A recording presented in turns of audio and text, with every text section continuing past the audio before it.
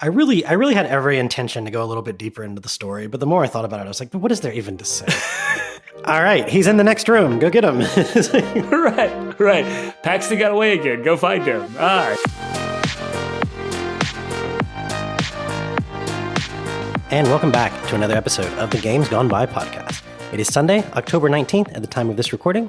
I'm your host, Adam, and joining me today, as always, the gaming expert and enthusiast. Austin, are you ready to discuss the first spooky game we've done? Provided that Alan Wake doesn't count. Alan Wake was kind of spooky, but I don't think it counts. I don't think this is our first horror game. Perfect for the month of October. I'm excited. Let's do it. Absolutely. And in that spirit of October and Halloween, we're going to be talking about the 2005 horror FPS First Encounter Assault Recon, or simply put, F.E.A.R. Now, I know you haven't played this before, and the main reason I know that is because in the notes, you said you thought you played as the little girl on the front of the box, which I thought was very funny. I don't know why I thought that. I've always I feel like she is synonymous with fear to me, so it's I just assumed that's who you play as. But you don't play as the Big Daddy in BioShock 1, so or the devil in Diablo, right? Or the Colossus in Shadow. So I don't know. It's just whatever. 2005. Yeah, so F.E.A.R. was developed by Monolith Productions. I think a studio these days is best known for the Shadow of Mordor games. You've played those, right? Yeah, I played the first one. Yeah. Okay, yeah. But back then, they're a much smaller, much scrappier team, and they didn't really make a huge name for themselves yet, but they'd gotten a little bit of buzz with a couple of games called No One Lives Forever, which I would describe as a quirky spy comedy shooter. I'm assuming you've never played these, much less even heard of them. No, not at all. Not until I didn't even realize that F.E.A.R. was developed by Monolith until we did this recording or all the prep for this, and I realized I put the pieces together. I was like, oh, Monolith, okay, Shadow of Mordor, Nemesis system, okay, all right. Yeah, and who knows how many of that team is even around anymore? That was 20-something years ago. Sure. It's they've been acquired by Warner Brothers, and that's actually why No One Lives Forever is not available digitally anywhere, because there's been a rights dispute with it. Maybe one day I'll figure out how to download that shit and we'll play it. But the games are interesting to me because it was like someone looked at GoldenEye 64 and said, "Yeah, that's cool, but it's supposed to be James Bond, not Rambo. Where is all the James Bond shit?" Interesting. Instead of just a shooting gallery of 18 levels of an assault rifle to random. So this game was pretty cool. I played it with a friend of mine back in high school, and there's a lot of stealth and gadgets, and it's very a mission-based or objective-based missions, and you can kill stuff, you can fight stuff, but for the most part, you're trying to complete objectives and be stealthy, and there's even a snowmobile scene right out of No One Lives Forever. So very, very James Bond. I think they're all British too. So really fun games. Haven't been able to play them in 20 years because they don't exist digitally anymore. But that was really what they had kind of in their resume up to this point. And I think to really understand F.E.A.R. in context, we have to remember where these two genres were, period, back then, shooters and horror. So 2005, Halo 2, Call of Duty 2. These were the games at the top of the genre. Loud, linear, full of scripted set pieces, big explosions, which is not a hate on them at all, right? Not a dig at them. Who doesn't love the Normandy beach scene in Call of Duty 2? Straight out of Saving Private Ryan. Awesome. Who doesn't love Halo 2? It's the second level, where you have to jump on top of the scarab and kill the pilot in the back? God, dude, so good. Great, right? So nothing wrong with these games, but that is very much the direction they started to head. They started to move away from some of the more old school PC style games. And similarly, horror, Resident Evil 4 had just come out earlier this year, and it basically turned the entire genre into an over the shoulder action blockbuster. Now again, Resident Evil 4, awesome game, not a horror game. Not scary for 1 second at any point in its entire run. Silent Hill 4 had done something very similar. Now, I hadn't played the Silent Hill games, but just looking this up, Silent Hill 4 came out and got a lot of the same criticism as Resident Evil 4, where it's it's fun, it's action-y, but where's the psychological horror that this was known for? So that's kind of where the state of horror was at the time. We're still at least 5 years out from that sort of indie horror renaissance that starts with Amnesia and Slender Man and Outlast. Which might be why you kind of thought you might play as Alma, because that would be what these games would do, right? A little girl with no guns. Yeah.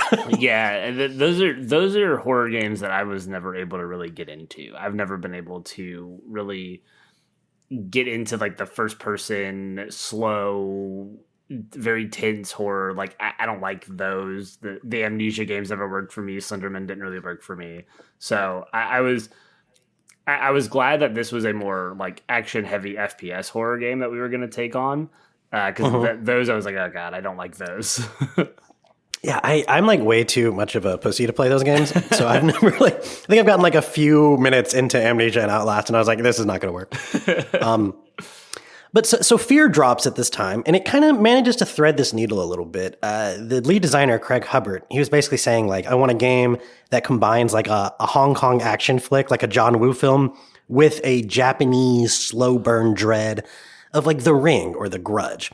So I think that's why you kind of end up with this game where, you know, you go from diving through the air, actually jumping through the air, shooting headshots in slow-mo. You can see your individual bullet casings bouncing off the wall right after having just crawled through like a vent where a creepy grudge girl crawls at you like a spider. And there's all this industrial noise. So it's a great blend there. Narratively, it's not that complicated. You play as a special forces operator that's just referred to as the Point Man. And in like the Fear fan base, he is just Point Man. Like that's his name. That's what people call him. Perfect. I don't think that's his actual name, but we never get his actual name. And you're sent to stop a rogue psychic commander named Paxton Fettel. There's this like a project where these psychic people are being used to control clone soldiers. And like, who would have thought that one of them would go rogue? And, you're basically hunting this guy the entire game. That's like 10 of 12 chapters. It's like trying to find this Paxton Fettel guy. And you keep seeing visions of this little girl named Alma, who we mentioned earlier. And you kind of just slowly uncover that you're connected to both of them in these kind of unsettling ways. Austin, this is your first time playing this game. How would you say that some of those narrative and horror elements hit? Just brief, like thumbs up, thumbs down. Yeah, when you say slow burn, like you're not kidding. I think for most of the game, like horror wise, I think it strikes a pretty good balance, right? Like I think there's a good amount of tension and scares, and there's like a few jump scares, but it's not like heavy on that stuff. And like there's the right amount of tension mixed with action. So the horror elements I think work pretty well. The narrative elements for me, up until like the last two missions, I was kind of like, I don't think I care about what's going on right now. Yeah, there's a lot of little interesting details that you can find out through the audio logs and stuff, but overall, it just feels like the plot is like you're chasing Paxton Fettel. He got away 10 times in a row, basically. Right. Is what it feels like. It's like every mission it ends with like, aha, we gotta chase Paxton to the next place because he's not here. And it's like, okay, yeah, sure. And, you know, last episode we were talking about in Cinderfolk how the story kind of stays out of the way. It does the same thing here, but maybe to like too much of a degree at times. Yeah, like for a lot of it, I was just kind of like, what am I even like? What? And you know, we'll get into a lot of like. I think this game has one major problem, and I think that one major problem doesn't help the narrative much either. So, yeah, fun fact: I didn't know where else to put into this. Rooster Teeth, one of your favorite media companies, produced a 4-short Machina episode series called Panics, People Acting Normal in Crazy-Ass Situations. That's so and it was good. part of the official marketing for this game. Like, it was commissioned by Vivendi, who had owned Monolith at the time, I think, before it got sold to Warner Brothers.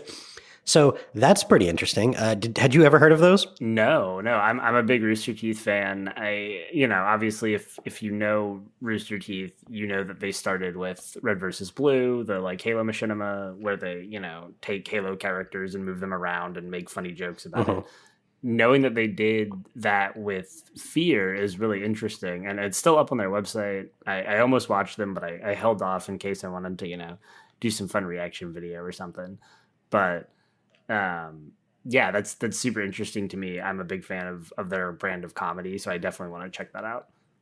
Yeah, and to listeners who don't know what machinima is, it was fucking huge in the early 2000s. And it started off with just basically people like acting stuff out on Halo or similar games and recording it, but would eventually evolve into like people being able to import these models into various programs and really doing a lot with moving the in-game models around. But the whole idea was that you were mostly trying to make little short films with like in-game video models. There was a bunch of like World of Warcraft stuff at the time too.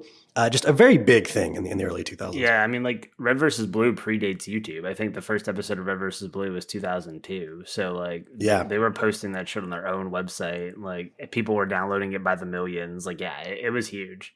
But perhaps the most like enduring part of F.E.A.R's legacy, and certainly the aspect I see talked about the most. I swear, just this week I got another YouTube video recommended to me about F.E.A.R and AI. It's the enemy AI and how they designed it in this game. And I shouldn't have to say this, but just off the top, when I say AI, we're not talking about generative AI or LLMs, right? No chat GPT here. Exactly. We're talking about a catch-all phrase that simply means like the code and processes for controlling the non-player characters in the game, right? And Monolith was able to create these squads of enemies who genuinely seem to coordinate with each other. Like they flank you, they shout orders like, take cover, he's over there, where did he go? They toss grenades to flush you out of cover, they push you into corners, they flank you, they put you in choke points. None of them are actually communicating with each other, but it's a bunch of clever smoke and mirrors to make it seem so. And we'll get into more of some of that later. But this was really apparent to me playing it this time around, especially because just a few months ago, when we were playing like Black Ops 6 Zombies with one of your friends, I think. So I still had it installed. And I decided to play the campaign because I'd heard some decent things about it. And yeah, from the standpoint of like, it's got this cool narrative going through that's trying to connect it to like real world politics. And it's got a really cinematic aspect. And it's kind of doing that thing where it flashes back and forth to like people being interrogated and then goes to like, well, what was the thing they're being interrogated about? And it was cool. But like, dude, I couldn't get into it because ultimately like, the gameplay in those campaigns sucks. Like, I don't know how else to describe it other than it feels like garbage. And it's not because the gunplay is necessarily bad, but it's because the enemies just feel stupid. Like, they sit in cover, they pop out to shoot you, they might occasionally sprint across to another piece of cover, but they never feel like they're intelligent enemies trying to outsmart you. And that is what F.E.A.R does so well. Did you kind of get that feeling from F.E.A.R as you played it, or am I exaggerating here? No, I mean, one of the first things that I even put in my notes before I had even known that F.E.A.R was known for its AI and like that was a thing that people thought about F.E.A.R as like, oh, it's the AI game, right? Before I even knew that, one of my comments is like, man, enemy AI here feels really good for a game from 2005. Like, and even by modern standards, like it holds up really well. I was like, man, these enemies are tough. They're, you know, I think one of the first experiences of me feeling that way was one of the like flushing out of cover with grenades. Like I was hiding. I was like, okay, we're just going to hold up here for a second. And the dude throws a grenade at me. I'm like, oh God, now I got to move. Like, and I was like, that doesn't happen in a lot of games. So yeah. I mean, immediately, even in the earliest levels, I was already starting to feel those AI things.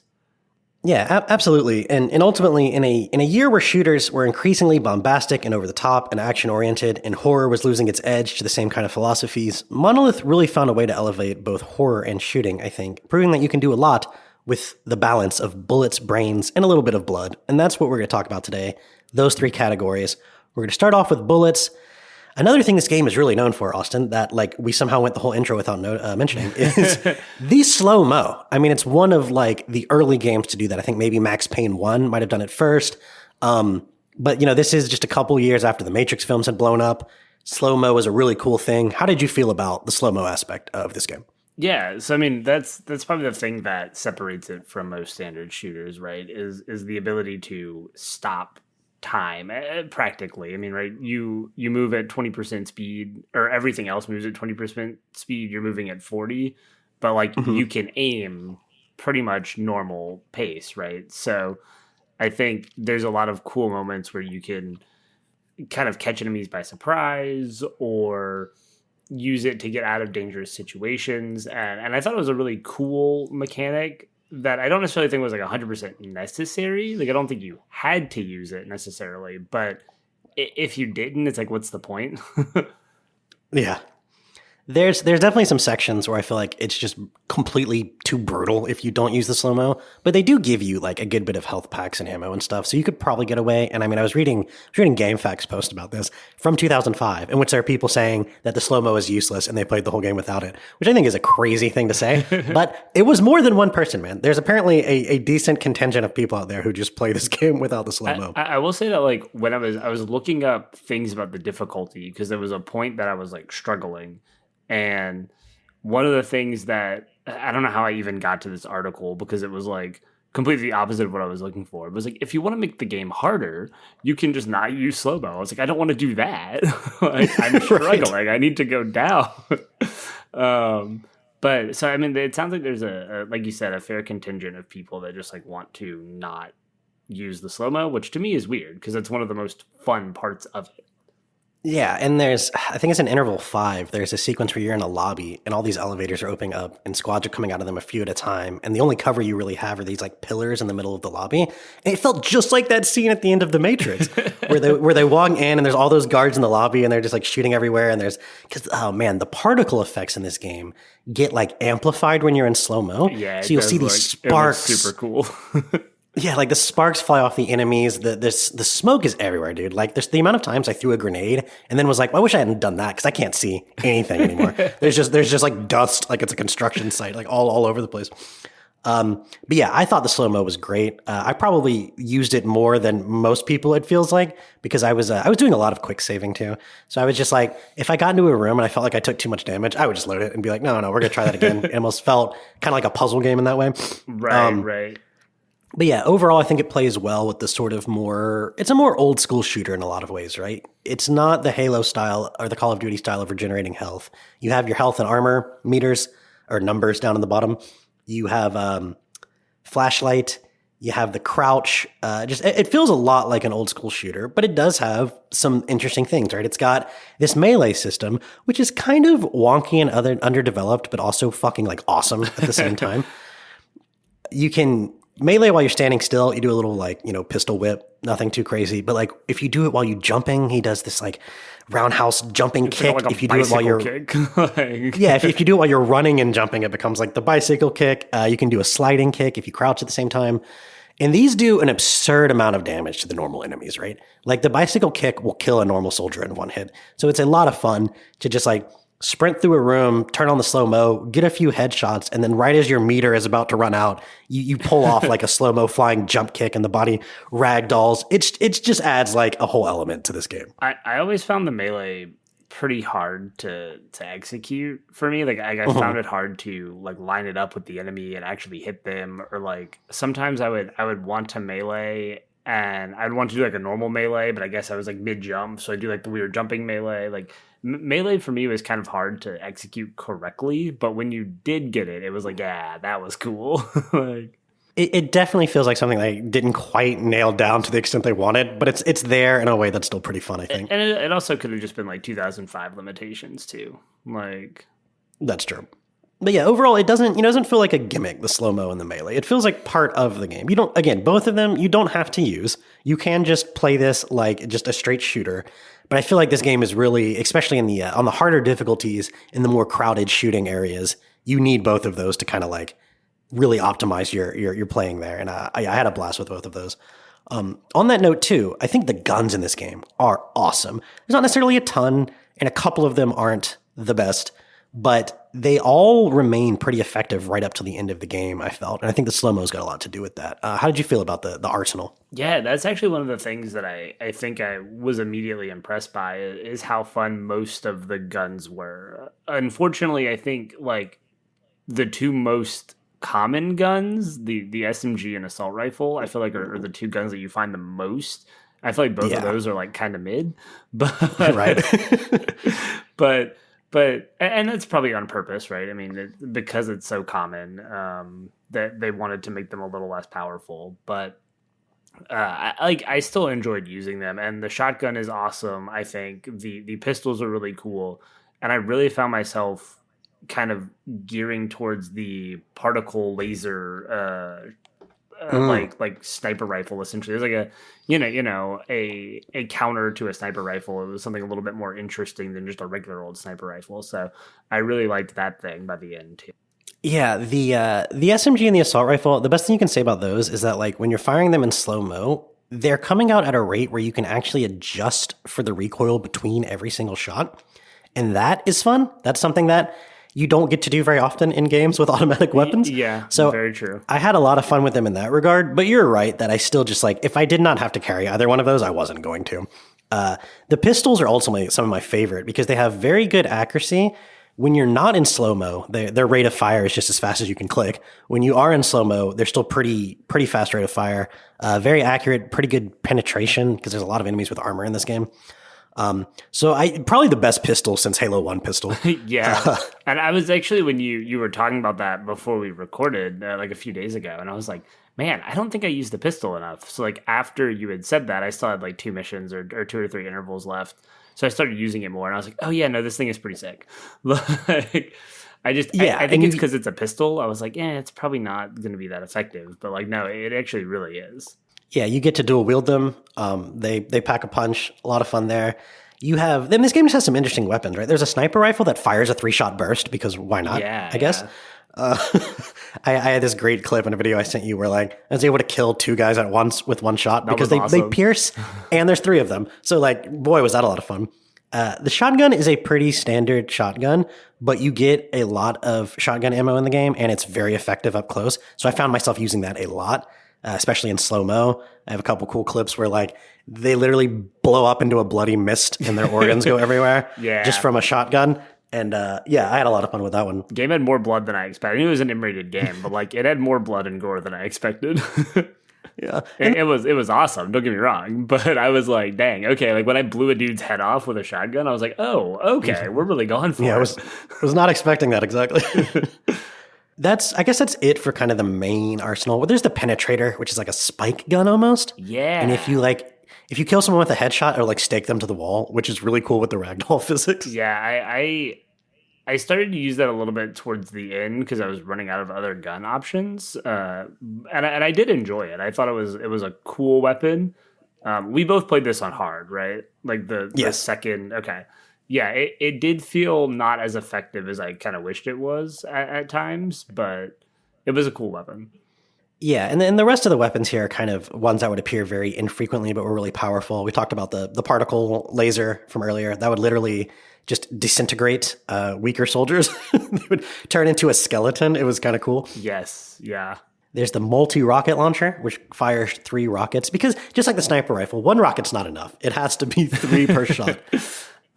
That's a lot of fun, especially because the first 1 or 2 might kill a weaker enemy, and then the third one will just send its ragdoll like flying across the room. So I enjoyed that. And then the last thing was there was a repeating cannon, which was definitely like the ultimate barely in the game gun. I think there's like 3 of them in the entire game. But that is it basically fires like a grenade at the same speed as like the assault rifle. And it's just boom, boom, boom, boom. Awesome. That was so much fun to blow things up with. But of course, there's like none of them. There's like virtually none of them. And then, you have frag grenades, pretty standard, although I did like the fact that if they made contact with an enemy, they became contact grenades, which was awesome. You had the proximity mine, which was a lot of fun to play with. Then you had remote explosives, which I feel like I could have done something cool with, but just found myself really unable to do anything cool with most of the time. I just stuck to the grenades and proximity mines. Yeah, I feel like the remote explosive really suffered from needing to like replace your gun to detonate it. Like the other grenades you could just use and then go back to your gun. But the remote explosive, like you had to either plan it out methodically to where you could then like hide and trigger it or something. It was too hard for me to make use of because I just wanted a gun in my hand instead of like holding the detonator. So if they could have found a way around that, it might have been more useful to me, but I rarely use these. The proximity mine and the frag I used a ton, though. Those are both really fun grenades. Yeah, and so overall, I think Arsenal, A+.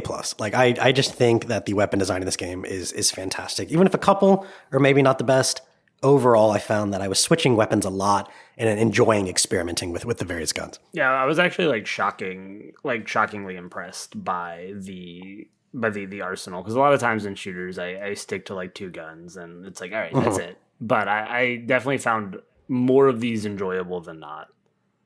Yeah, compared to another game from the same year, I think, Gears of War, that we played recently, these guns fucking kick Gears of War's guns ass, like up and down the hallway. With the exception of the chain gun, which is cool. Of course. The Lancer's awesome. I mean, come on. But that's it. I think that's like the only gun in Gears of War.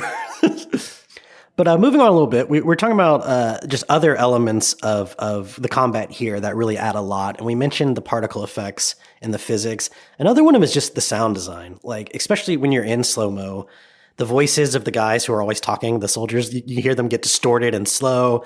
And like, dude, when you throw a grenade in slow mo at a group of enemies, and you just hear one of them say like, "Oh shit!" and then boom, like that. That is awesome. It's so cool. The enemy banter is pretty good. Like even outside of them just directing and kind of calling out, oh, he's over here or whatever. Like just their general coordination banter is fun to listen to, and it feels like immersive. It is. And I never quite put together, like, okay, are they just talking loudly enough for you to hear? Do you have their radio? Or is it because what's revealed later, you're also cyclically connected to them? And that's why you're hearing it? I never could quite tell which of those things it was, but I guess it's not that important. I'm about to say, it's like, who knows if it really matters, but it is cool. But, yeah, so the sound design is awesome. I mean, whether we're just talking about like the enemies or even just the sound of the shotgun in slow-mo, just this I mean, it feels and it sounds so good, especially with a game that doesn't really have any. Like I was playing on mouse and keyboard. I know we had found a way for you to play on a controller. It wasn't triggering like vibrations in your controller, though, was it? No, I don't think so. I can't remember any. So considering the lack of that, I felt that the guns had like a great sense of weight to them, despite like not having a lot of the modern things that allow you to simulate that, right? Right. Now, on the other hand, some of the downsides of the combat, the damage feedback is like something we're not used to in modern shooters. I think between those vibrations, between the indicators on the screen, you get a lot better idea of when you're taking damage in these modern games. There would be times in F.E.A.R, all you really get is a flash on the side or the direction of the screen in which the bullets are coming from. And there's two problems with that in the modern era. One, with wide screens, you almost just don't even notice the ones on the side. Yeah. I actually started playing this game in a 3:4 resolution halfway through so that I could like better see those. And then secondly, when you go into slow-mo, the edges of the screen turn dark. So then you like really can't see the damage indicators. Yeah. So there'd be times where I thought I really dominated a room, and then I looked down and I've lost half my health. And I was like, God, like when did that happen? Yeah, and there were just times too, and I feel like I struggled to tell like if I were doing damage to an enemy or like if I were, and this is always a problem in shooters and honestly just in a lot of games. It's hard to necessarily display damage to an enemy if they don't have like an actual health bar. But I would like shoot at a guy and I thought I'd kill him, and then he was just like totally fine and was shooting back at me. And I was like, well, like, come on.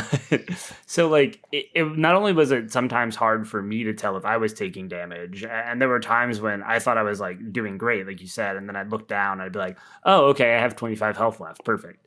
But it was also sometimes hard for me to tell how much damage I was doing to enemies. So that definitely was a struggle, especially at the beginning. I think as I got used to it, it became less and less of a problem. But early on, I was like, man, I wish I had better feedback here. Yeah, it doesn't have what a lot of modern shooters do, where when you make contact with an enemy, there's like a little white flash around your crosshair or like a red flash if you kill them. There's nothing like that. In slow-mo, it's a lot easier to tell because you can see the sparks of when you're hitting them and the blood splatter, and then you can see them like drop their gun and ragdoll. But yeah, without the slow-mo, it's actually like remarkably difficult to tell if you were just hitting anything. Right. Yeah, and you definitely use slow-mo more than I did, so maybe that wasn't as much of an issue for you, but I definitely struggle with that in the early parts of the game. Some of the other elements of gameplay here, I think one of the long-time criticisms of this game, like what you can see in reviews from 2005, which you can see in the video essays from 2025, are that a lot of the level design is like, it's great from a mechanical standpoint, but from kind of that environmental design, from the aesthetics, it does feel like you were shooting in offices and hallways for 12 missions. Like there's a little bit of a difference when you move to like the corporate headquarters and then to the vault at the end. Like you can tell there's a little bit of different environment design, but ultimately it's all still the same colors and the same shaped hallways. So that aspect feels very samey throughout most of the game. Like, you'd agree with that? Yeah, I think this is my main criticism with the game, and the thing that takes it from being like what I think it had the potential to be and brings it down to kind of being a strong game and a good time, and I enjoyed it. But like, I think this particular element, the fact that everything feels so samey, really drags down the narrative as well. Like, because it's just harder. It was harder for me to get invested in what was going on when I was just exploring the same hallways, the same, it felt like everything was the same every mission. You would go from one, like, okay, this is a slightly bright hallway to, okay, now we're in a darker hallway. Like, now we're in a sewer hallway. Okay, now we're in like a different type of sewer hallway. It was just like, oh man, like everything was brown, everything was the same kind of shape, and that was frustrating for most of the game for me. And I think it's the thing that kind of brings it down a little bit. But like you said, I do think the actual level design, the structure of those hallways in a lot of instances let you get like good positioning on enemies. It lets you like take high ground. There were good places to like drop proximity mines or whatever. Like, I thought the actual mechanical part of the level design was pretty strong. It's just, it all looked the same. Yeah. And there would be times where I'm like loading back to a previous save and I'm like, wait, how far back was this? Because this looks like the last 6 rooms that I was in. Right, right. Sure. And like, even when you went to the office spaces, it was like, okay, these are slightly brighter hallways. That's cool, I guess.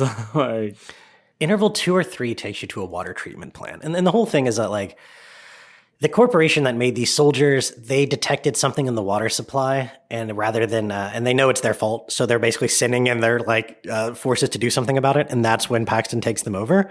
But like, that's why you're at this water treatment plant. And then once you go to the corporate headquarters in like interval 4 or 5, I was like, okay, well, there's no reason for us to go back there. I must be misremembering how often that stuff happens. No, they just find an excuse for you to go like into sewers, and then all of the same models and architecture from interval 2 and 3 are just back. And I was like, come on, why? Right, why? right. Like, why are we doing this again? Yeah. And I think the end game, you get like slightly different hallways and corridors, but it's still more like hallways and corridors, Yeah. And I think there was I read like a Reddit post, which, it's Reddit, but I read a post that was like fear, an exercise in monotony. And like, I think that may be a little harsh, but I do kind of understand the, like, it does start to feel monotonous going through the same hallways over and over again. I think what helps is that the actual like minute to minute shooting mechanics are a lot of fun. It helps you get over that, but it's like, oh man, another set of hallways. If you're not in love with the shooting mechanics off the bat, you will probably find this a pretty rough play. Because yeah, I would agree. And I think part of that problem for me is that they don't do quite enough, at least in my opinion, to kind of create set piece moments and like big scale. And I know the game is supposed to be the slow burn, like, more methodical structure, but there's no like big jump on the scarab moment. There's no Normandy Beach storming, and that's intentional by design, but it does, I think, just like exacerbate those issues of the hallways being all the same and all of the environments looking the same, because there's no like big bombastic moments, or very few like big bombastic moments to kind of separate you from those kind of monotonous areas. Yeah, the few things in the game you might call set pieces definitely lack the flair of like Call of Duty or Halo at the time, for sure. There's like a couple of the closest one I can think of is like you're in that elevator that's going up, and every few floors it stops, and there's like some enemies that you but yeah, definitely like if you don't enjoy the running and gunning in this, there's not a whole lot to break it up gameplay wise. I did like that one. There's like I think it's maybe like interval 5 or 6. There's I think it's 6. There's that section where you have to like kind of avoid the turrets. Like, turrets pop out of the ceiling, and they're like hunting you. And a lot of it's like, use slow-mo, take cover, like dash between covers, see if you can figure out how to disable the turret. Like, just different ways to methodically move around the map and like using the slow-mo mechanic. I thought that was pretty cool. It's not really a set piece per se, but it did break up the standard gameplay that in a way that I thought was really engaging. Yeah, because ultimately, like, the enemy variety in this game is not huge. I think there's like just enough to keep it kind of interesting, but a lot of it just feels like human soldiers, right? The vast majority of it, I would say. There's a couple of, like, toward the end, you get these robot guys that shoot all these missiles at you, which are kind of tough. You get these flying drones. But up to that point, it's pretty much human soldiers and human soldiers with big shoulder pads that make you take a different angle to shoot them in the head, which I thought that's a cool enemy design because it looks pretty intimidating, and it quite literally just puts a barrier between you and their head from certain angles, right? So you have to be directly facing them on or from behind. And so that's a pretty simple thing to do to create like a new type of enemy, I think. But it really doesn't ever get a whole lot more complicated than that. And I even found some of those stronger enemies late in the game to just not be that hard. I don't think I took a single point of damage from the ninja enemy assassins this entire game, because there's only like 5 of them. And once you understand that, like, you'll see the shimmer right before they pop out, and then if you just hit slow-mo, they'll just die to anything. Like, you can melee them, you can shotgun blast them. Yeah, they were pretty easy to kill, but God, they were kind of annoying. So I had played this game before, so I found them like a total joke, but I'm curious, like what aspect? Yeah, I guess like the first time you encounter them in Interval 5, it is a complete surprise. So like that wasn't an effective surprise to me because like you kind of hear rumblings in the ceiling and stuff, and then like you go into different rooms and you can see like ceiling tiles out and stuff. So it's like, you know, something's amiss. And then the next thing you know, there's like a ninja dude who's like attacking you out of nowhere. And it took me a little while to figure out like the shimmer and the slow-mo and like the timing of it all, because like they're pretty quick. So it's like it did take me a little bit to figure it out. You're right that like once you do, it's pretty much a cakewalk from there. They do some cool foreshadowing with some of the enemy designs. So I think it's in the interval right before this. You're like in the sewers again, and you're walking down, and there's like a ledge above you where like a box gets kicked off, and you see something like jump down and land in front of you, and then it just disappears, and you see a little shimmer run away. And I was like, what the hell was that? And it's like, oh, that's basically just trying to foreshadow that like there's some cloaky ninja bros about. Because and you said then like after that you see the tiles drop from the ceiling, and then they finally actually reveal themselves. Which I thought was pretty cool. Like it's a pretty good introduction to the enemy. And yeah. And I honestly, I thought, I'm not sure if I would have actually liked this or not, like from a difficulty perspective. But like I thought they were going to like rope them into encounters more often and like mix them in with standard enemies, and they just really don't. Like they kind of just show up once or twice throughout the game, and they're isolated. You kill them, and then you move on. Like you never really get to see them with other enemy types. And I thought that probably would have been an interesting challenge to have them mixed in with standard enemies. And they really just don't do that. I don't know if they ever do it. If they do, it's not much. I don't think they do so in this game. I think I played the expansion packs way back in the day, but it's been a while. I never played the sequels, so they might do more with that there. But you're right. In this base game, they just don't. They ambush you a couple times, but never really with anything else. And it's almost like these are your like elite soldiers. Why are they so dumb? Right. Like they really didn't think to work with the other soldiers. They were just like gonna do their own thing and then die. Okay. Yeah, they thought they were too good for help, but they're actually like the least threatening thing in the whole game. But so yeah, enemy variety, not great, but I think like enough to keep it somewhat interesting as you go about. And personally, I loved the segments where you just fought the Armatech security guys who were just like unarmored rent-a-cops, because you could just blow them away with anything. And it was so much fun to kill like 8 of them in one room with just like the pistols, or like melee 3 of them to death. I had a lot of fun fighting the weaker armored guys. Yeah, I would agree with that for sure. I think some of the later enemies, some of the big robots and stuff were a little bit challenging. There was one thing I don't think I've given enough credit for set piece wise. It was a little frustrating at first, but there's that part, I think it's like in interval 9 or 10. You're walking through this kind of like abandoned building, and like a giant robot busts through the door, and you have to like backtrack and run away from it and like kind of move around. That was a cool segment. I died like 4 times because I was low on health and just like could not figure out how to get away from it quickly enough. But that was a cool segment of kind of, again, gameplay, a little bit of gameplay variety and showing some enemy variety. They do a lot with building on these little things too. There's a part toward the end where like a van is coming at you down this alleyway, and you have to dip into a building, get out of the way. And then a couple minutes later, there's another van coming in a building you're in, and you might be thinking, well, I just have to dodge this, right? But then it crashes and like 6 guys jump out the back. Yeah. And you're like, oh, okay. And they'll do that a lot where they'll get you like used to a thing, and then they'll just put a little bit of a tweak on it that kind of catches you off guard as far as like what the enemies behave in a certain situation, or like, does this water have a horror thing next to it? Or, right, I think like the first 5 vents you crawl through, nothing happens. And then it's like one of the scariest moments in the game happens next. Yeah, with Spider Girl.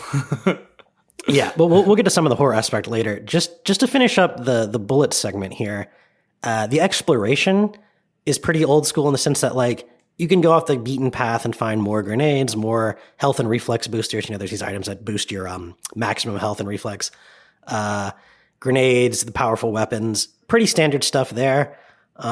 It led to me running in circles a lot, and the aesthetics of the level design we were complaining about made this worse, because I'd be like, hey, I haven't gone down this path yet. And then after like 30 seconds, I see a door that's open, and I'm like, okay, I have gone down this path already. That was happening to me a lot. Yeah, there was definitely like, because the level design is so samey, it's hard to know like what's main path and what's not. And I know there's a lot of games that have that struggle, but like I think back to something that we played this year, like a Clair Obscure or something. It always felt like you kind of knew instinctively, like, okay, if I go down this way, I'm not heading towards main path stuff. And this game just all the time, I was like, I don't know if I should go this way or not. Like, where? And at the beginning of the game, I thought the health and reflex boosters and stuff and all the med packs were like really well paced. I felt like towards the end that was less so, and probably intentionally, and maybe it was just me, maybe I just wasn't finding them, but like I feel like I came across that stuff a lot less, and that's why some of the difficulty started to feel like it ramped up a little bit.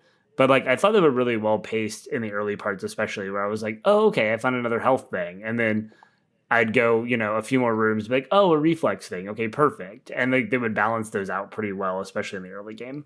Yeah, and I think some of that might just be the level design, because it felt like in the water treatment plant, whenever there was a little side office, there was usually like some ammo or armor or something in it.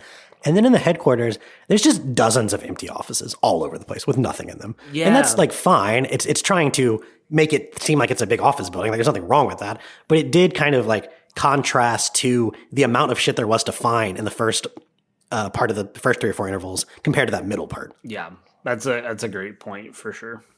So I think now I want to move into the brains segment. I want to talk about some of that AI we mentioned earlier, and I want to talk about how it blends into some of this level design and some of these other choices they make, right? So as we've mentioned, this game has AI that feels very impressive. The enemies flank, they ambush you, they reposition intelligently and constantly. I mean, playing on hard, like you cannot just run in, shoot all the guys, and get away unscathed. I mean, you have to think about who you're going to take out first, use the slow-mo, use cover. And all of that is, I think, really aided by the enemy AI. Were you ever in a situation where you just felt like the AI was being stupid? Or, because to me, it felt like at worst, it was Call of Duty AI. And then at best, it was, legendary.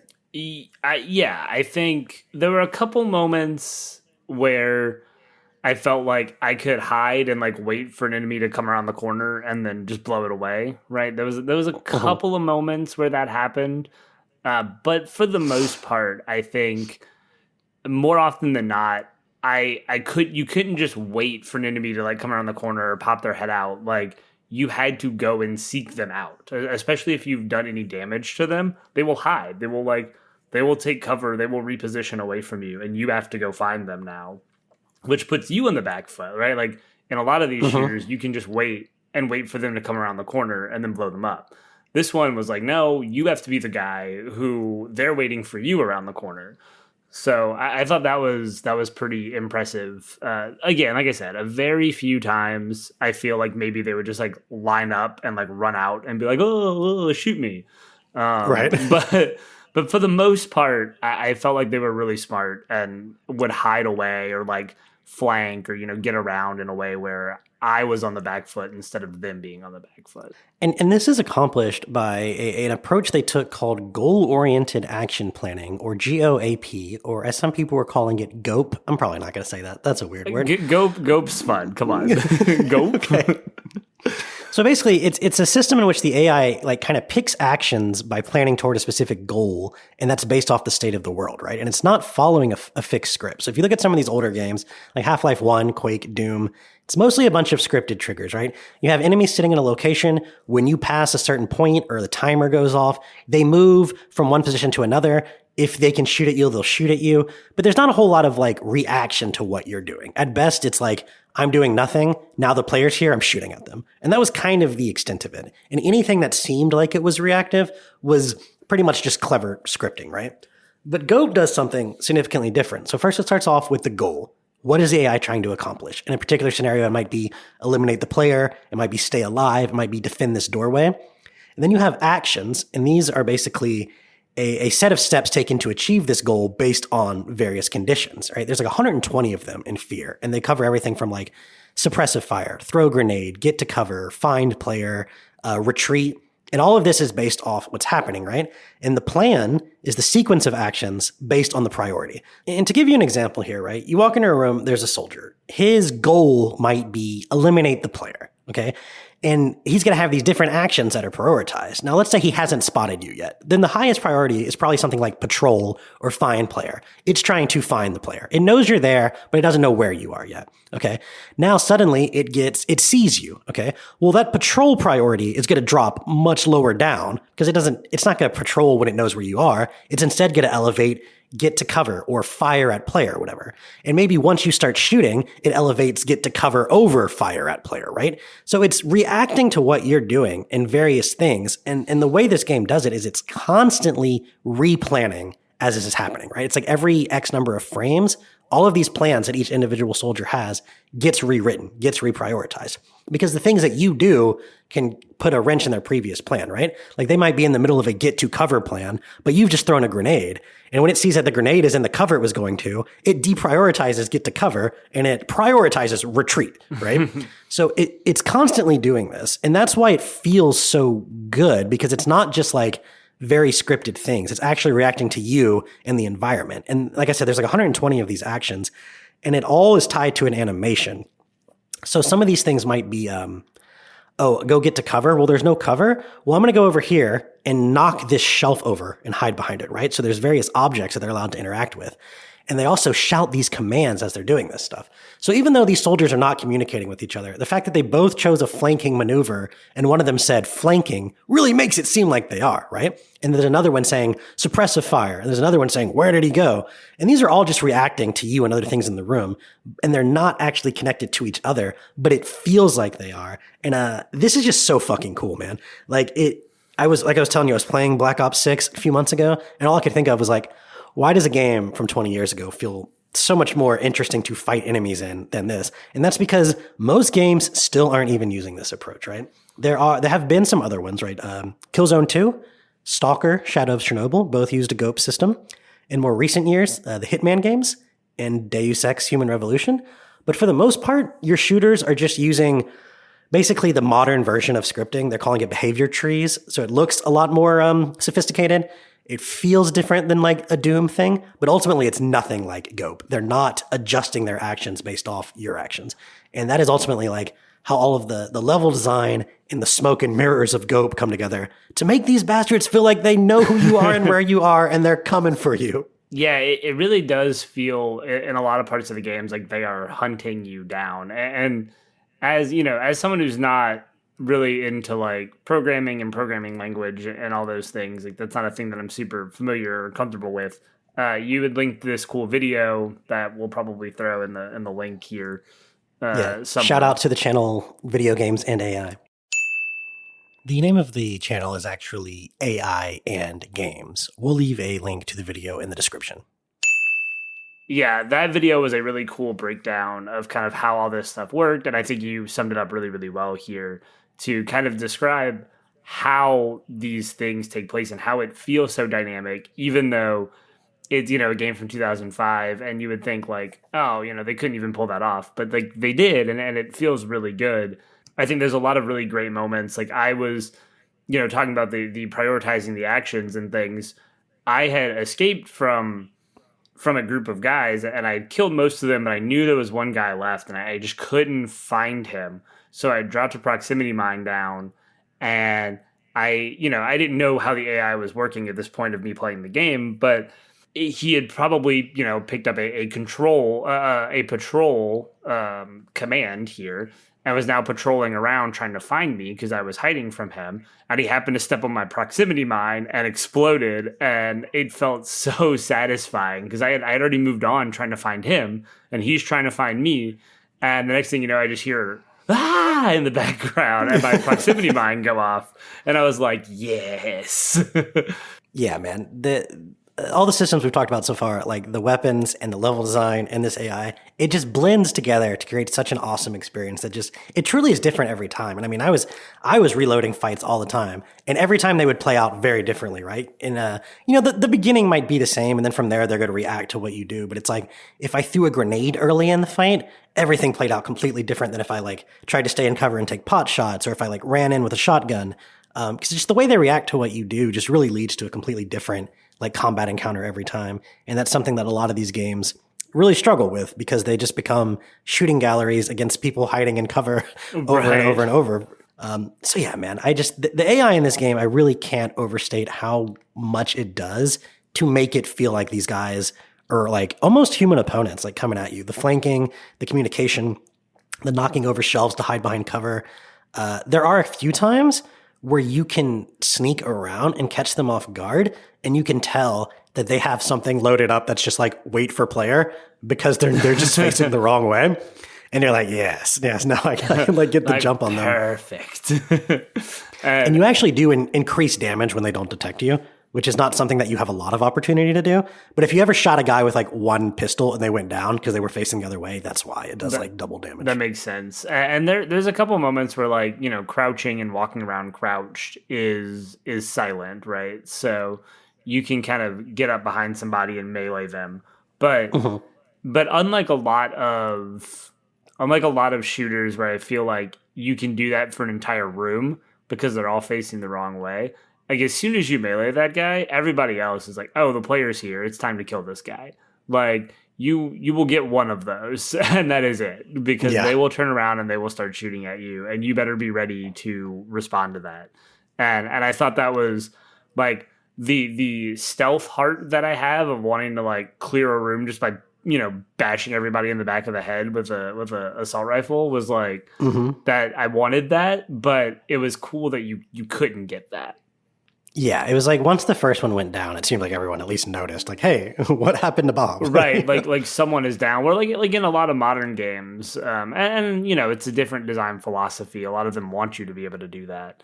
But in a lot of modern games, you can clear a room, even if there's a dude 2 feet away from you. You can stealth one dude, walk up behind the other guy, and stealth him, and he won't even notice. But if they're in the proximity at all of you, they will notice their guy go down because he'll make a noise or whatever, and it's go time.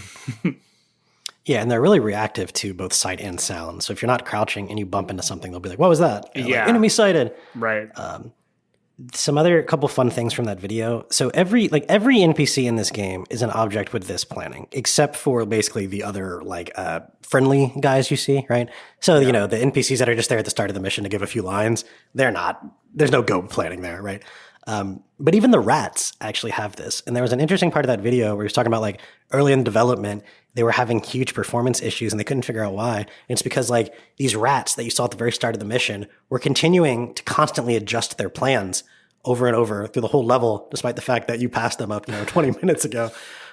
So killing the rats would actually increase your performance before they patched that. So I thought that was kind of funny. That is hilarious. So contrasting to all of this amazing dynamic planning, we have the horror moments in this game, which are 100% scripted. I think there's a couple scenarios I was reading where it's if you're moving too fast, they won't trigger because they don't want to cut off certain audio cues or things like that. But for the most part, these are all scripted and they play out the same way every time. I think that was the way to go though, because it like I was kind of mentioning earlier, they do so many fake outs with it. Like the first 3 or 4 times you jump in a pool of water, you're bracing like, oh God, like water in video games, Right. what's down there? And nothing happens. And then like the 5th time you jump in, you get transported to one of those weird like hallucination sections where you're in like a bloody hallway and there's all this like loud noises. And I'm pretty sure it's all symbolic for a birth canal because there's like 4 of these that happen and you have to go to the end of it. And there's like blood and you see a scene of when you were being born in this hospital. But in that one with the vents and stuff. So I think they do a great job of like scripting little things to get you on edge enough times for you to let your guard down. And then Alma fucking pops out from around the corner and it's terrifying. Or she crawls at you like the Grudge Spider Girl and it's terrifying. There are definitely a handful of moments. I mean, obviously, if you're playing this game, do it in the dark, headphones on, if you can do it at night, do it at night, like put yourself in the right headspace for it. And it is appropriately scary, right?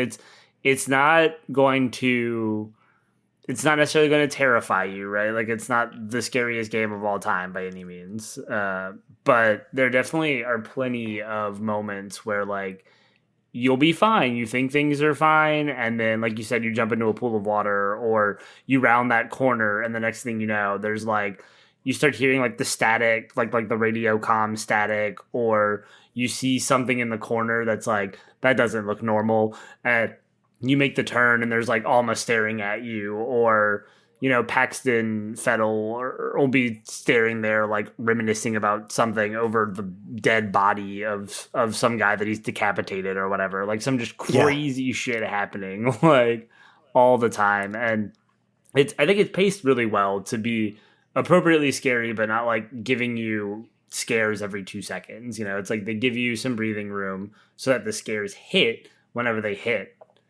And it doesn't seem like totally random or cheap. In fact, in the beginning, there's a couple times, and it really only happens toward the beginning, but you get like there's almost a little jump scare of like a face, like a bloody face that appears on your screen for like a second. And it's actually turns out to be, I think, foreshadowing that psychic connection that Point Man has with Fettel, because those faces are like the dead bodies you're about to see in a few minutes, right? The first one's the guy who he kills in that chair that you find with Janikowski and Jin at the beginning. Yeah. And then, there's characters in this game with names, but it's like, it's not even. Yeah, none of them matter. Sorry, none of them matter. If you're a big like Fear lore fan, like, sorry, I don't care about a single one of those guys. And it happens again right before you come across another guy that Paxton has like brutalized and interrogated, right? So there's a little bit of foreshadowing going on. Some of the Alma scenes are really cool. God, I think my favorite one is it's in that segment I was telling you about where it's like kind of a set piece where you're riding up the elevator. You get to a floor where the power has gone out. Yeah. And Alice Wade is who you're with in the elevator. And she's like, well, you go turn on the power. I'll wait here. And you go around to the station and you cut on the power, but you can see into the elevator from a window in this little office building. And as it's closing, you just see Alma come into frame for half a second. And you're like, oh God, like the elevator just closed and Alice is trapped on there with Alma. Like what's going to happen? Yeah. But then you meet her on the roof and she's like none the wiser. That was a crazy, that is one that definitely stands out for sure. Yeah, and there's another one where you're looking at a security camera and you're just seeing Paxton Fettel like walk down the hallway, but then Alma's face just like appears in frame and it goes to static. They just do some really great stuff with the scripted horror moments, and I think it's a real compliment to like the dynamic combat moments. I don't think I enjoyed them gameplay wise as much. Like the having to shoot especially towards the end when you're like having to shoot all the figures who are like coming out of the portals and stuff. Like I think gameplay wise, some of those horror elements, I didn't even know you could shoot them for most of the game. Because like a lot of these horror things that as they come at you, you can shoot them, and if you don't, they'll do damage. I assumed that they were all kind of on rails scripted things, and you couldn't actually interact with them at all. Because the game never really makes it clear. And I guess that's intentional. But for me, it was like, gameplay-wise, was kind of like, okay. But like, they definitely really hit with the putting you on edge, getting you off balance. And then it would transition into, another shootout shortly after. So it was riding this really interesting balance of like action-heavy, John Woo, doves flying, slow-mo shooting, right? With this like tense horror atmosphere that was really interesting, and I don't think I've seen in another game really execute even closely to what it tries to do. Yeah, and I think part of that is that they're trying to do the fake out thing again, because I'd say through the first half of the game, none of those horror things can hit you. And then suddenly they just can. There's like these things coming toward you down these hallways. The problem there for me is just that those weren't fun. They just weren't very good. Yeah. So it's like suddenly these things are able to do damage to me, and you just shoot them once with anything and they disappear. And it's not even like a cool animation. They literally disappear. And toward the very end of the game, there's these weird segments where you'll go in and you're like in a dark room with flames everywhere, and all you have is your pistol, and they're coming at you from different directions. And that's like a little more interesting. But ultimately, I thought the horror parts where you had to shoot stuff were the weaker parts of the game for sure. I have a story summary here. I don't even know that it's worth reading, man, because it's like I would say anything up until like interval like 9 is probably not even worth it. It's not, dude, because again, you're just moving from like location to location, one step behind Paxton Fettle, quite literally until like the second to last interval.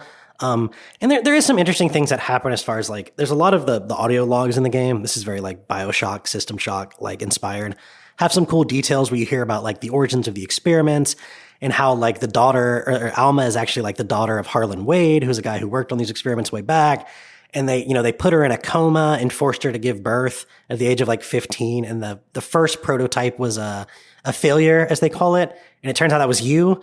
That was Paxton. I can't remember which one was first. But I think you're the first prototype. Okay, yeah. And you don't figure this out till late in the game. Although if you know that going in, boy, there's just like very heavy-handed hints all throughout. I mean, literally like in the first one, he says to you something like, "Do you remember?" Like and these little things like that, right? Right. Like it's probably It's probably more interesting to get all of that stuff on like a second playthrough. Like I can imagine a lot of that stuff being more interesting. A lot of the build up, because like what the reveals are, the execution. For me, I didn't find a lot of the mystery building all that engaging. Like I listened to a lot of the audio logs and like I listened to a lot of the phone calls, but like. Part of the problem, the audio logs are fine because you can kind of step away from them and still hear them. But like all the like telephones and stuff, it's like if you're not like right in the vicinity, you're not going to hear it. So it's like you have to completely stop to get story stuff. And I was just like, I don't want to do that. Like, yeah. So like some of that stuff didn't work for me a ton, and I wasn't able to like get drawn into the mystery as much. But I did like a lot of the actual reveals when you get towards the end. Like this time around, I was trying really hard to get into that aspect. So I did stand around all the phones, and those scenes are like very well voice acted. Like I was very impressed with that. But to your point, it's like, especially the first time you play this game, I don't think you're going to want to sit there and listen to all of those. So you're probably going to press it, and then you might listen to the first one. And then when you hear next message, you're like, no one's got time for this. But it's like halfway through interval, like 6 or 7, you start to basically hear about this Genevieve lady, and she's the head of this ATC company, the Armacham Technology Corporation. And you start to basically hear all these arguments between her and Harlan Wade, because Alma has been sealed in this vault for some period of time. And he's like, don't do it, Genevieve. Like, there's no reason to open that up. And she's like, no, we're going to clean it out. We're going to make everything right again. And then a few messages later, she's like, okay, you were right, but like, there's no time for blaming here. We need to figure this out. And it's just so funny because it's so many people being like, Genevieve, no, stop. She's like, it'll be fine. And then before you know it, everyone's dead and there's like paranormal forces everywhere, right? But yeah, there's really not a lot more to it. You come across Harlan's, what is it? His other daughter is Alice. Like, yeah, I guess Alice. So both Alice and Alma are Harlan's daughters, right? I think Alice is the quote normal daughter, I guess. Yeah, for lack of a better term. the one that wasn't a psychic child forced to give birth while in a coma at 15. Yeah, right. That one. the privileged daughter. You find her at one point, and you're escorting her. You find this fat bastard named like Napes. Names. He had a really weird name. He's the worst. Mapes. Yeah, and maybe it was like Albert Mapes or something. Yeah, something Mapes. The worst. But he's like this technology guy in there who's like trying to help you get on the security systems, and he's like, but you have to disable all the local like security. And you're like, why? He's like, hey, do you want my help or not? And you know that you're not supposed to trust him, but you don't have a choice. And he's just like constantly one step ahead of you and like turning on turrets and crap and taunting you. I do think eventually he dies or gets caught in an explosion or something. I can't remember. Yeah, it doesn't. I think Harlan kills him. Okay. Right? Because wait, no, that's right. That's right. It's at the very end. Yeah, in the vault. Yeah. Well, we should probably just go into like the finale interval discussion, because like if anybody cares about spoilers, I think we're kind of there. Yeah. So basically, you end up at the vault toward the end of the game, where Alma is. I'm guessing her body is like still there, but her paranormalness has been leaking out into the rest of the game, right? Yeah. And Mapes and Harlan are both there at the end, and you can hear a voicemail leading up to that from Genevieve that's like, Harlan, like, I'm glad you're here. Hopefully you and Mapes can find a way to work together to figure this out. And then you come around the corner and you just see, like, out through a window and a view screen of Harlan basically, like, telling Mapes that he sucks and, like, shooting him in the head. And, which I thought was pretty funny. I guess not in the head. Yeah, because you find him, like, dying and bleeding out when you get there. But what's crazy is, like, Harlan gets to there and he unleashes Alma from her like prison, and then she immediately shows up and just disintegrates him as if he's been shot by a particle laser. Right. Don't we also see, I think it's like Paxton kills Alice, and then and then like you have this like you have the scene where I guess it's kind of where you discover that you are one of the experiments, you're one of the children, and you have to shoot Paxton. Like, that was a pretty cool scene. Yeah, it's a little weird, though, because you see him a lot leading up to that in various little hallucinations, but you can always tell it's like a vision. And then in this segment, it's like a dream sequence or another hallucination sequence that leads into this room with Paxton and Alice. And Paxton's just there. And I thought like there would be more to it, but he just stares at you creepily until you shoot him or melee him. And then it suddenly like flashes out and no, that was real. You actually just killed him. And I was like, oh, okay, that was a little like unexpected and kind of quick. But what's cool after that though, is you walk out the room and there's 4 super soldiers just standing there motionless because he was controlling them. Right, and now they're gone. Unfortunately, that is like the end of the fun part of the game. Dude, in my head, the final escape sequence was so much more epic. Like I had this vision of like this exploding compound that you're getting out of, and it's really intense, and you're fighting all these soldiers. You're not fighting any soldiers. They're all done being controlled. The ATC security is nowhere to be found. And it's just these stupid portals that open up with those ghost images. And like, props to making there be some gameplay variety you hadn't seen before at the very end. But it's just not fun. It's just not engaging compared to fighting the soldiers. And I really felt the whole last level is kind of a letdown in that regard. I would definitely second that. It's just kind of the story revelations I think are cool, right? Like knowing that you're the other experiment and seeing like Harlan release Alma out of this like sense of guilt of, keeping her locked away. And it's like, you got to come out now. Like we've tortured you enough. And then just her instantly vaporizing him is crazy.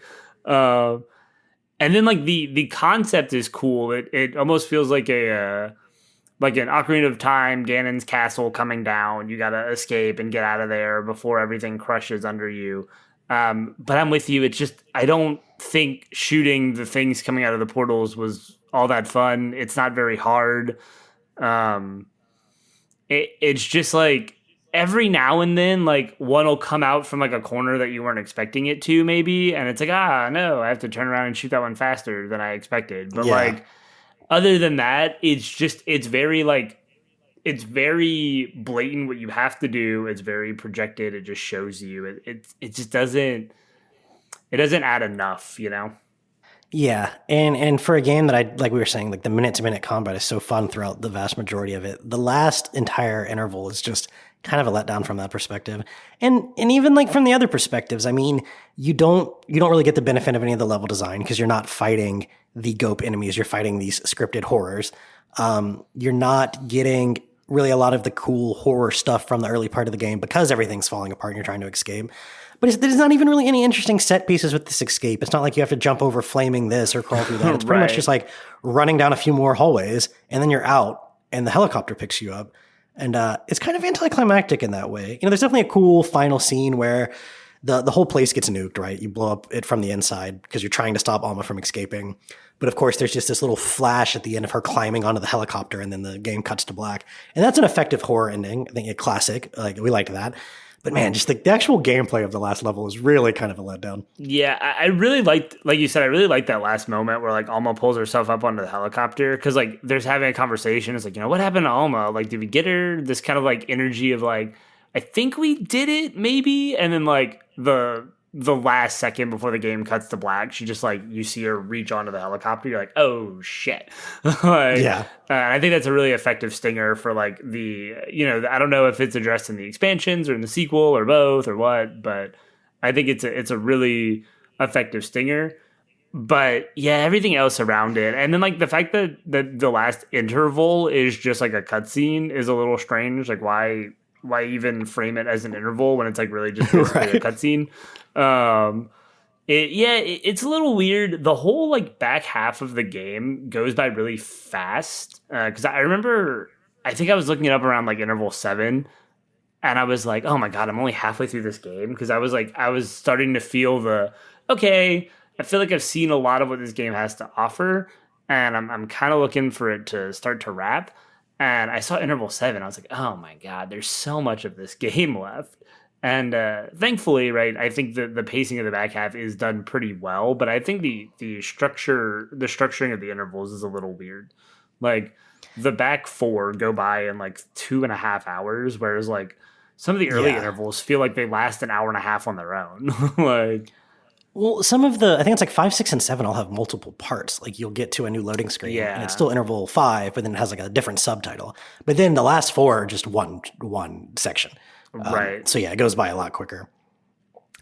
Just rounding out the blood category here, we talked about a lot of the horror stuff.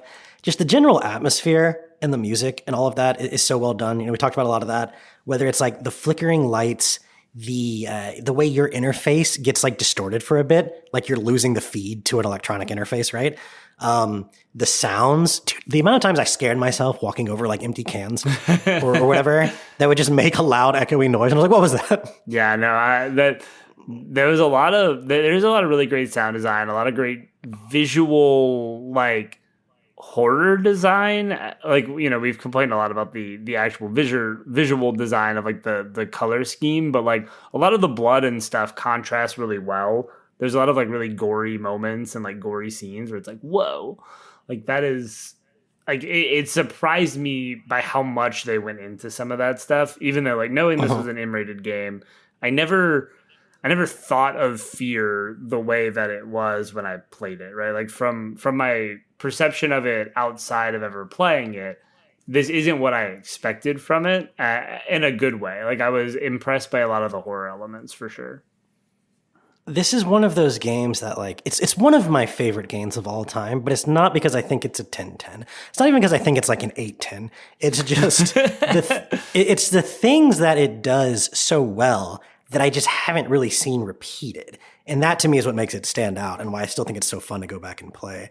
And let's kind of round out the episode with that idea is like, how do we think all of these came together as a full package? Because it really is trying to blend 3 real key things here: the horror, the bullet time gameplay, and the fancy AI. And do we think that the horror feeds into the gameplay? Do we think it enhances it? Do we think the gameplay enhances the horror? I would say that the horror doesn't do much to enhance the gameplay, in that, like we said, when the horror does interact with the shooting, it sucks. It really feels like it's best on its own. And I say gameplay, I guess really what I mean is like the shooting, right? It's fun from the exploration standpoint. It's fun from the atmospheric parts where you're just walking around trying to find out where to go next. But anytime it actually interacted with the guns, I thought the horror wasn't great. Whereas the other way around, it was like when the shooting was taking place, like right before, right after a scary segment, or when it's like, an enemy burst out from a wall and that was kind of a jump scare. That worked well. But gosh, just the actual interactions between bullets and the horror segments were probably the weaker parts for me.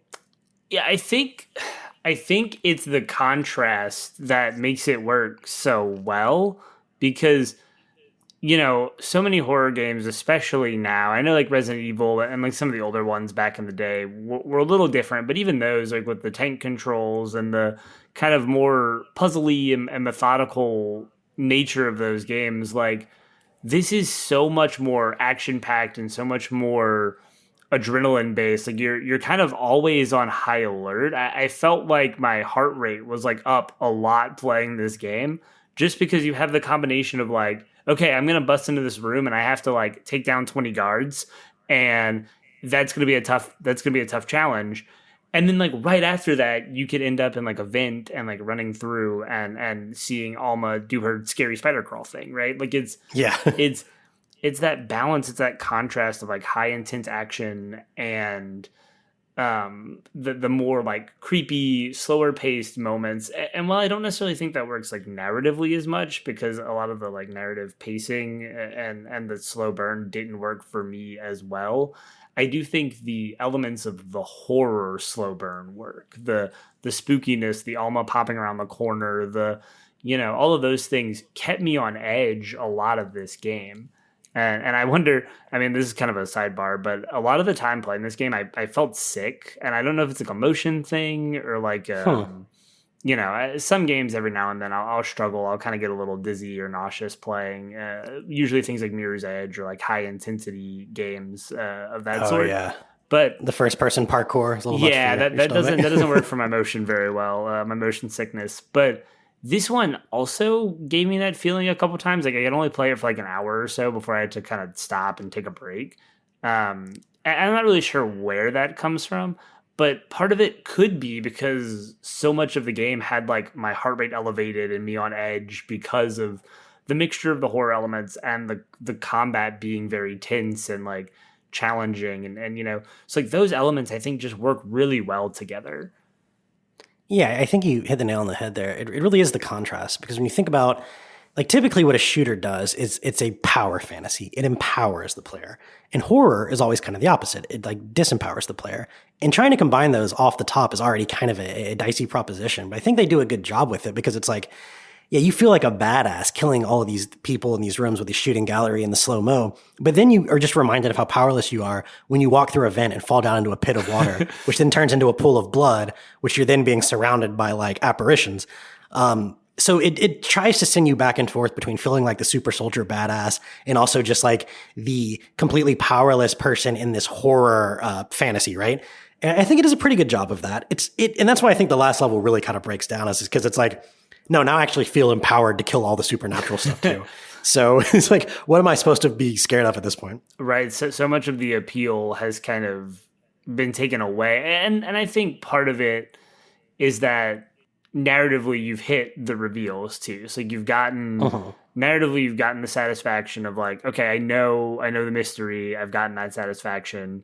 And then gameplay wise, you don't have satisfaction. So it's just kind of like, the last level is like, what am I still playing this for?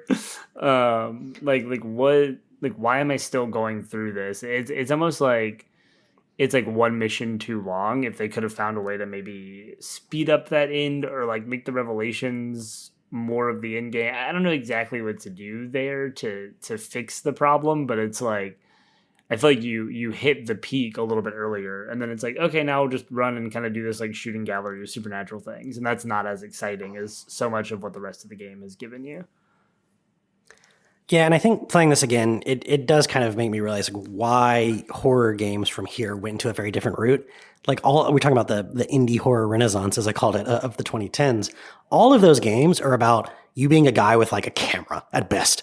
Right. Like you have no weapon. It's about like hiding and running and surviving. And those are really cool. But a lot of that, I think, also ends up just being more scripted stuff. I mean, I'm sure there's some like dynamic stuff going on in there. I do remember reading this really cool dev diary from the guy who made Amnesia. And there's a part where you're like in the sewers and there's a water monster and there's these little platforms you have to jump across. And originally his plan was just like, if you miss and you hit the water, it like makes a sound and and the monster detects it, right?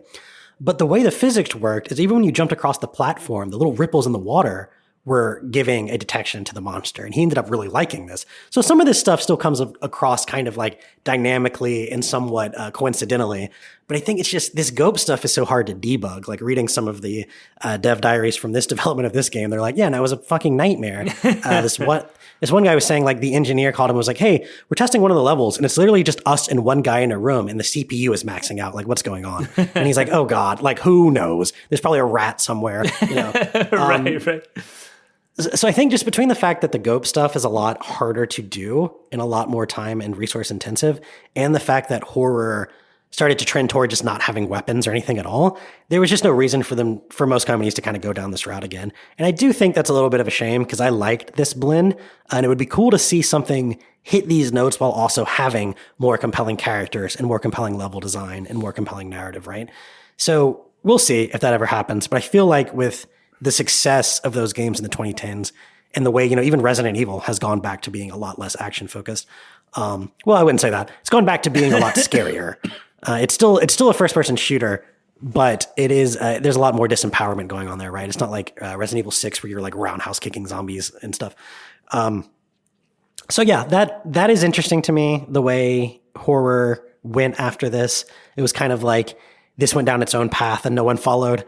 But that's okay because we'll always have it here. Because unlike No One Lives Forever, you can buy it on digital platforms. So you can always go back and play it, and I think it is worth playing. Kind of to wrap up here, to kind of get to our final thoughts. I think this is worth playing. Like it's, when we talked about it right after, I think I said it's like a 7 out of 10 game, but for me, but.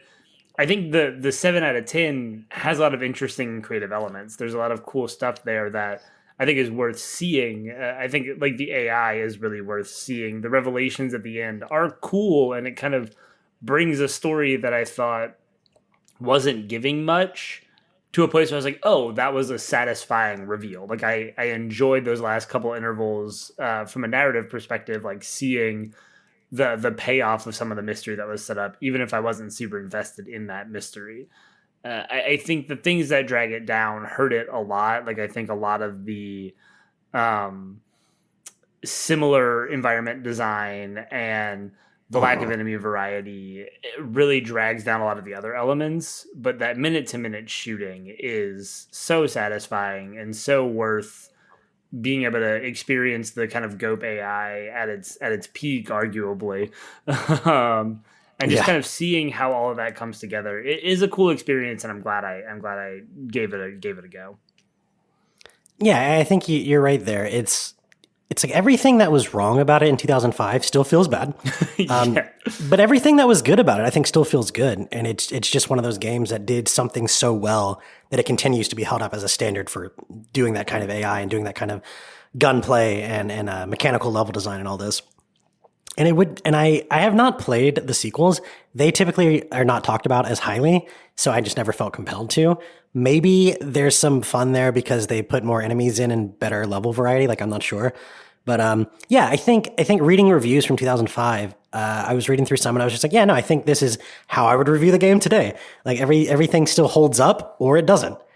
There's some aspects that feel more dated, like quick saving and whatnot was just something a lot more common in computer games back then because we didn't have the autosaves and the checkpoints quite as like we do now. That screwed me over so bad at the beginning. I was like, I had to reload so much at the beginning, like so far back because like it just wouldn't checkpoint. I went through like 4 firefights and I was like, and then I just died and I was like, okay.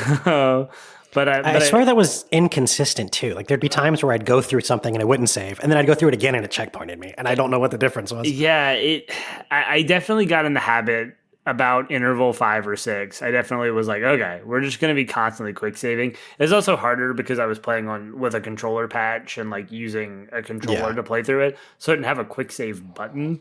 So I had to like pull out my keyboard, hit F5, put down my controller. Like it was like more of a struggle to hit the quick save button, but I definitely got in the habit of it about midway through the game because I kept losing too much progress from not checkpointing. Yeah, I can't decide what's crazier. You playing this with a controller or Jeff playing Jedi Survivor with mouse and keyboard? Jeff playing Jedi Survivor with mouse and keyboard is psychotic.